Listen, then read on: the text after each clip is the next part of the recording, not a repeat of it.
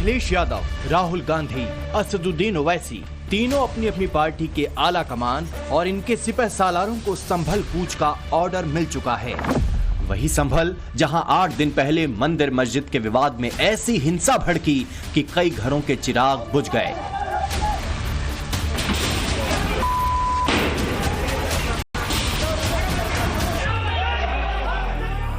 लोगों के आशियाने उजड़ गए।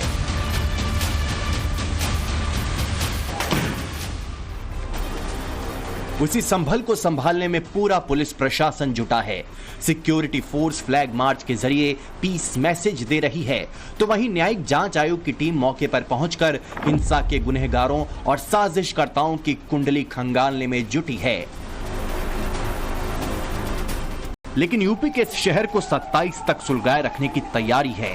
वोट बैंक वाला तवा गर्म है और इस पर रोटियां सेकने की भरपूर कोशिश हो रही है। संभल जो कुछ हुआ है ये प्रशासन की नाकामी रही है और प्रशासन की नाकामी की वजह से इतना न केवल संभल में बल्कि पूरे देश में एक खराब संदेश गया है। अगर प्रशासन जिम्मेदारी निभाता और सरकार की नीयत साफ होती तो ये घटना कभी नहीं होती। अगर इस घटना के लिए कोई दोषी है तो वो भारतीय जनता पार्टी की सरकार इस घटना के लिए दोषी है। वो नहीं चाहते कि समाज में शांति हो। एक ओर समाजवादी पार्टी के मुखिया शांति का संदेश दे रही हैं, तो दूसरी ओर उन्हीं की पार्टी के नेता संभल हिंसा के आरोपियों से जेल में मुलाकात कर रहे हैं। 2-4 नहीं बल्कि 10 समाजवादी नेता सीधे मुरादाबाद जेल में मुलाकात करने पहुंच गए। मीटिंग के बाद जब बाहर आए तो उनका दिल भरा हुआ था। हिंसा के आरोपियों को मासूम होने का सर्टिफिकेट बांट रहे थे। संभल के बहुत से लोग यहाँ पर अरेस्ट हुए हुए हैं, जेल के अंदर है। ऐसे दंगों में आमतौर से इनोसेंट लोग फंस जाते हैं, जो तमाशगीन होते हैं या वो साइडों में खड़े होते हैं या किसी काम से घर से निकले हुए होते हैं। तो हम उन लोगों की दिलजोई के लिए, उन लोगों के समस्याओं को समझने के लिए हम यहाँ पे आए हैं और हम पूरी कोशिश करेंगे कि उनकी मदद की जाए और उनको यहाँ से निकाला जाए। मैं उनके गम में अपने आप को शामिल करने आया। अल्लाह ताला इस बच्चे को जन्नतुल फिरदौस में जगह का बनाए। ये शहीद हुआ है मेरा नहीं, मस्जिद के नाम के ऊपर शहीद होने के लिए पूरी मुस्लिम कौम तैयार रहती है हर वक्त। जो कुछ भी हुआ अच्छा नहीं हुआ, जिसने भी किया वो अच्छा नहीं किया।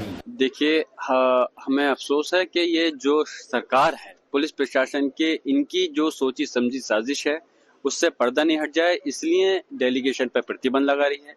हमारा डेलीगेशन संभल में पहुंचने का मकसद सिर्फ इतना ही था कि हम दुखी परिवार के दुखों को बांट सकें और जो पीड़ित परिवार हैं उनके माननीय राष्ट्रपति अखिलेश यादव जी ने जो आर्थिक सहायता 5-5 लाख रुपए की घोषणा की है उनको उन तक पहुंचा सकें। तो सुना आपने, कोई मासूम बता रहा है तो किसी को इसमें शहादत नजर आ रही है। जाहिर है कि संभल के बहाने जब सीधे सीधे वोट बैंक को साधने की होड़ मची है तो भला कांग्रेस कैसे पीछे रह सकती है। कांग्रेस के यूपी अध्यक्ष अजय राय पूरे दल बल के साथ संभल जाने की तैयारी में थे, लेकिन पुलिस प्रशासन ने उन्हें लखनऊ में ही रोक दिया।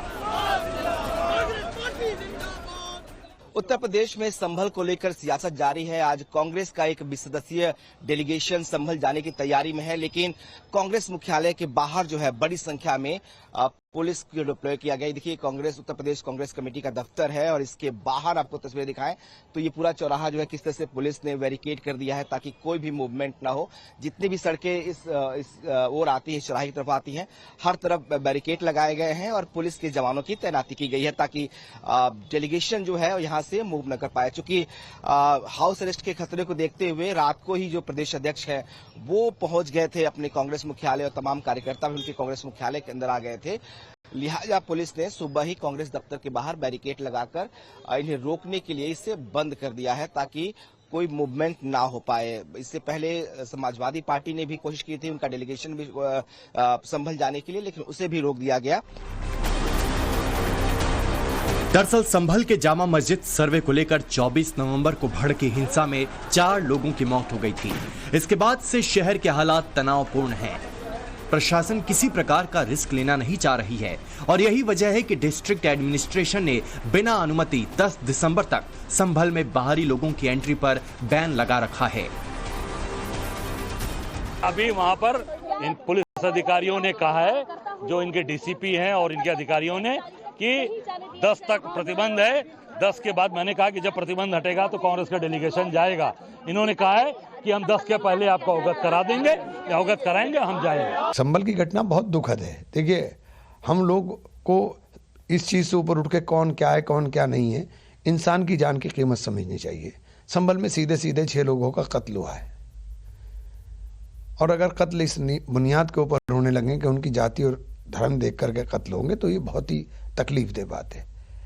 कोई भी समाज के वर्ग हो, चाहे वो अल्पसंख्यक हो या बहुसंख्यक हो, उसको संविधान ने अधिकार दिए हैं। उनके अधिकारों का संरक्षण करने का काम सरकार का और करना चाहिए।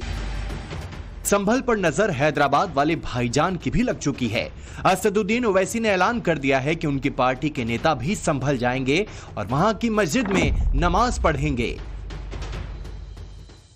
हमारी पार्टी से भी डेलीगेशन जाएगा। जब वहां का एडमिनिस्ट्रेशन इजाजत देगा तो यकीनन हम भी जाएंगे, जाके उन पीड़ित परिवार से मुलाकात करेंगे और इंशाल्लाह वो डेलीगेशन उस मस्जिद में भी जाकर 2 रकात नफिल नमाज या फर्ज नमाज पढ़े। जाहिर है जिस तरह से संभल को लेकर विपक्षी नेता लामबंद हो रहे हैं, उससे तो सवाल यही उठ रहा है कि क्या संभल महज बहाना है, असली मकसद 27 की खातिर मुस्लिम वोट बैंक पर निशाना है। विपक्ष को उपद्रवियों के कारनामे नहीं दिखते हैं, सिर्फ मजहब दिखता है। पत्थरबाजों को शहीद का तमगा देकर क्या कौम का वोट हासिल करेंगे? कांग्रेस वोट बैंक की राजनीति करती है, प्रो इस्लाम उनको वोट दिखता है मुसलमानों के साथ, इसीलिए वो संभल जा रहे हैं और किसी ऐसे हिंदुओं के ऊपर अगर होता है तो वहां इनकी जुबान नहीं खुलती। श्री राम जन्मभूमि पर भव्य मंदिर बनने से पहले जो बाबर के समर्थक थे, जो उस बाबरी ढांचे के समर्थक थे, वो लोग कहा करते थे। लेकिन जब न्याय प्रक्रिया से मामला आगे बढ़ा तो आप सब इस बात से अवगत हैं कि अंत में सत्य परेशान हो सकता है लेकिन जीतता सत्य ही है। तो मैं ये मानता हूं कि इसमें माननीय न्यायालय के फैसले का इंतजार करना चाहिए। किसी को लंबी चौड़ी, चाहे वो सपा के राष्ट्रीय अध्यक्ष श्री अखिलेश यादव जी हों, चाहे सपा के विधायक हों, चाहे सपा के सांसद हों, चाहे अन्य कोई पदाधिकारी, इस पे बहुत बड़बोलापन दिखाने की किसी को आवश्यकता नहीं है। जाहिर है संभल को 27 तक सुलगा कर रखने की तैयारी है, लेकिन जिस तवे पर वोट बैंक की रोटी सेकनी है वो तवा लोहे का नहीं बल्कि काठ का है और योगी राज में काठ के तवे को 27 तक सुलगा कर रखना मुश्किल ही नहीं नामुमकिन है। लखनऊ से विनोद मिश्रा के साथ bureau report, times now, Navbharat.